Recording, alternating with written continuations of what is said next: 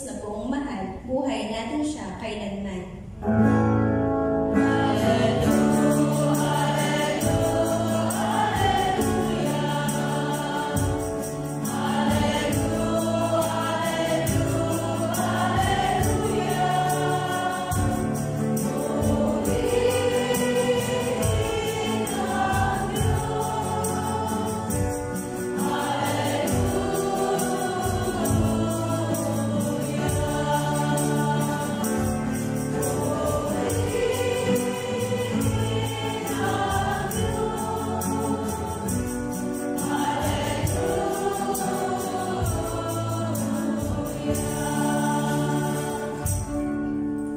Sumainyo ang Panginoon.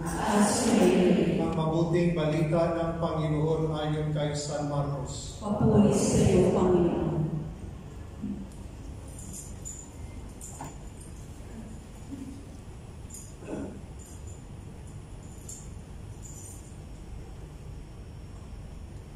Unang araw ng pista ng tinapay na walang limadora, araw ng pagpatay ng kordero para sa Paskwa. Tinanong si Jesus ng kanyang mga alagad, "Saan po ninyo ibig na ipaghanda namin kayo ng hapunang pangpaskwa?" Inutusan niya ang dalawa sa kanyang mga alagad, "Pumunta kayo sa bayan, may masasalubong kayong isang lalaki na may dalang isang bangang tubig. Sundan ninyo siya sa bahay na kanyang papasukan at sabihin ninyo sa may-ari, ipinatatanong po ng guro kung saang silid siya maaaring kumain ng hapunang pangpaskwa kasalo ng kanyang mga alagad. At ituturo niya sa inyo ang isang malaking silid sa itaas na mayroon ng kagamitan. Doon kayo maghanda para sa atin."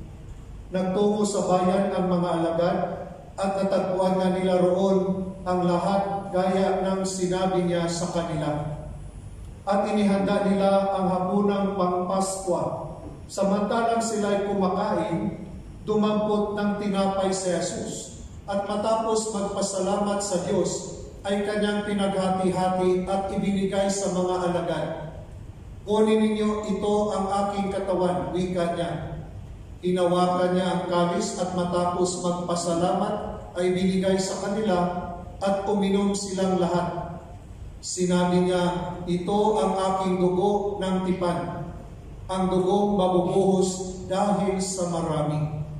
Sinasabi ko sa inyo, hindi na ako iinom ng alak na mula sa ubas hanggang sa araw na inumin ko ang bagong alak sa kaharian ng Diyos." Umawit sila ng isang himno at pagkatapos nagtungo sa bundok ng mga Olibo. Ang mabuting balita ng Panginoon. Pinupuri ka namin, Panginoon sa Kristo.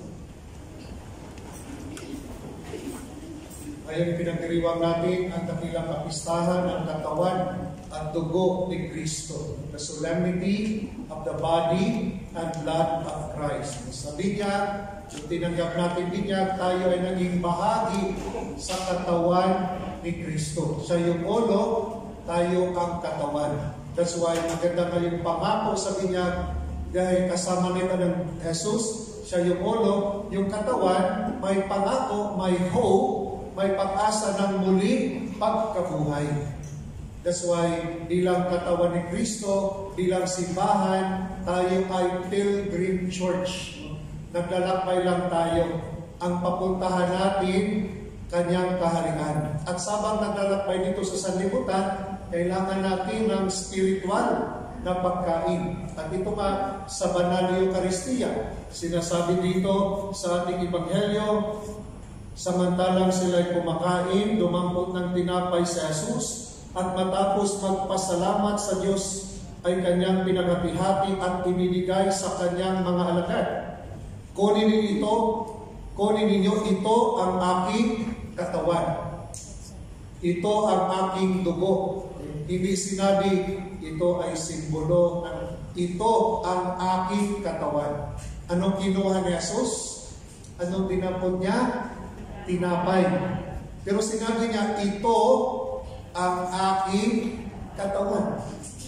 So, sa walang imposible sa Panginoon. That's why sa banal na misa, mayroong bahagi ang pari asking the Holy Spirit na yung tinapay, yung alak, maging katawan ni Kristo. Yung term naman na ginagamit natin para to explain yung transubstantiation. Transit, transfer. Yung tinapay, yung alak na transfer into the body and blood of Christ through the power of the Holy Spirit. Dahil walang imposible sa Panginoon. Tulad ni Maria, walang human contact. Diba? Pero nagbuntis sa pamamagitan ng banal na Espiritu Santo. So, yung tinanggap natin, ito ay katawan ni Kristo, pagkain natin spiritual. Ang katawan ni Kristo, siya ang nagbibigay buhay. Ibig sabihin, ang tinanggap natin, nagbibigay buhay. So, hindi lang para sa atin, pero yung buhay na yan, gagamitin mo na magbigay ka ng buhay. Hindi lang ako tumanggap ko kay Lord o sa misa o may buhay. Pero may mission tayo. Habang tinanggap si Kristo, ang nagbibigay buhay, tayo rin ay magbibigay buhay sa pagtulong ng kapwa. Dahil tayo katawan ni Kristo, parang extension tayo ni Kristo sa mundong ito. Sa pamamagitan natin, naway makita si Kristo sa buhay natin. So bilang binyagan, tayo ay extension ni Kristo. Sabihin mo sa katabi mo, extension ka ni Kristo. Tingnan mo yung mukha, extension ba talaga? So, bilang katawan ni Kristo, extension tayo. That's why sa pamamagitan natin, pag gumawa tayo ng kabutihan, ipinakita mo si Kristo. Pag tumulong ka na sa mga nangangailangan, ipinakita mo si Kristo. Dahil tayo bilang kasapi ng simbahan, kasapi sa katawan ni Kristo, extension tayo niya dito sa sanlibutan. So pag sinasabuhay natin yung ating pananampalataya, buhay na buhay si Kristo. Pero pag hindi natin sinasabuhay ang pananampalataya, hindi makikita ng mga tao si Kristo. Tayo ang extension niya.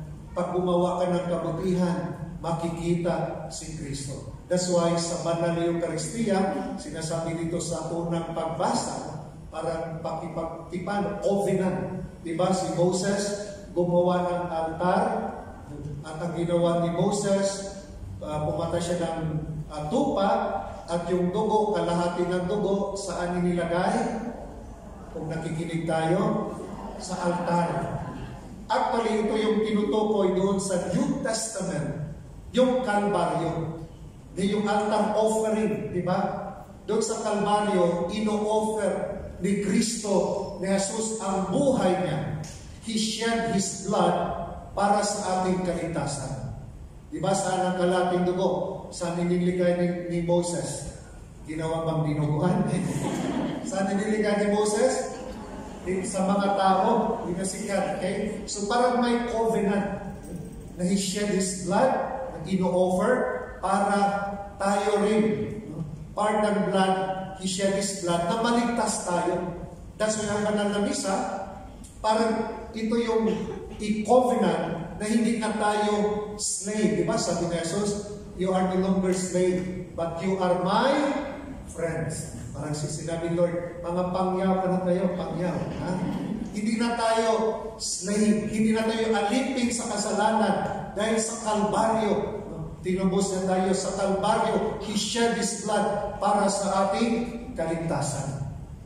That's why every time na dumalo tayo ng misa, ang misa pala ay nagbibigay sa atin ng kalayaan. Malaya na tayo, niligtas na tayo ni Lord. That's why nandito tayo para magpasalamat sa Panginoon. Yun ang ibig sabihin ng Eucharistia, pasasalamat.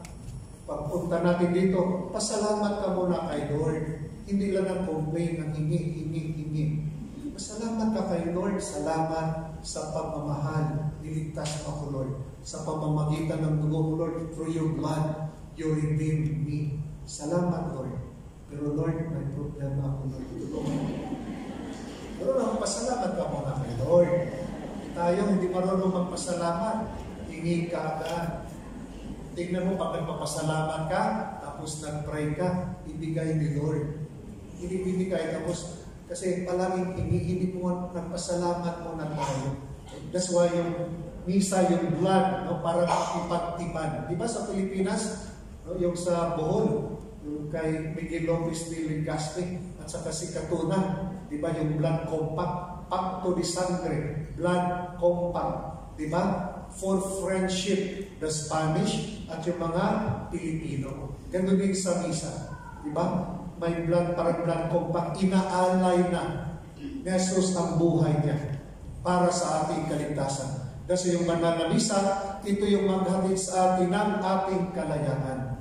The more we participate na Mass, na buong puso, no, na buong isip natin, kaluluwa, i-participate, the more na maging malaya tayo. Pero pag nag-misa, nandito lang tayo, hindi mo binigay yung isip mo, puso mo kay Lord, walang kalayaan. Kasi nandiyan ka lang, nakaupo. Hindi ka tumatapos. Naghihintay na siya. Bakit hindi ako papagi nito? Pero pag nandito ka na, ibigay mo yung isip mo, yung puso mo, dahil ang Eucharistia, ito yung magbigay sa atin ng ating kalayaan. Pag every time you pray, ibigay mo kay Lord yung isip mo, yung puso mo. That's why sometimes, nabuboring tayo magdasal dahil hindi natin sinusurrender ang buhay natin. Prayer is surrendering. Di ba sa Eucharistia, sinurrender ni Jesus ang kanyang katawan, ang kanyang buhay. Pero sinurrender niya, anong nangyari? Merong muling pagkabuhay, buhay na walang hanggan. Ibig sabihin, pag hindi mo isurrender ang buhay mo kay Lord, walang totoong buhay, walang muling pagkabuhay. Kung gusto natin yung tunay na buhay, isurrender mo ang buhay mo kay Lord. Sabi mo sa katabi mo, isurrender mo ang buhay mo kay Lord.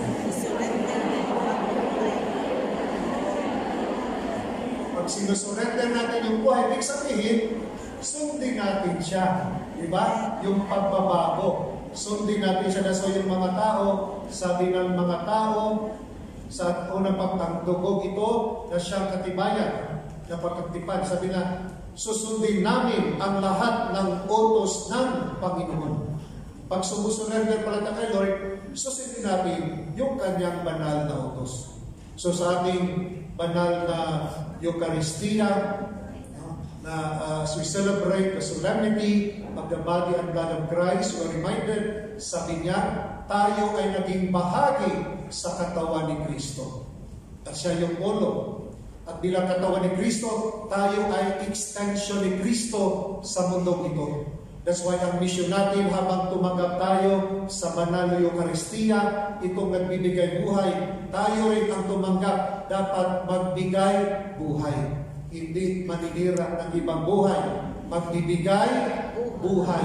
Dahil extension tayo ni Lord. That the more gumawa tayo ng kabutihan, the more nagbibigay tayo ng buhay. At ito nga, ang banal na Eucharistia, ito yung nagpapalakas sa atin para patuloy tayong gumawa ng kabutihan sa ating kapwa. Amen. Magsitayo ating ipahayag ang ating pananampalataya. Sumasampalataya ako sa Diyos sa mga kapangyarihan sa lahat na may gawa ng lahat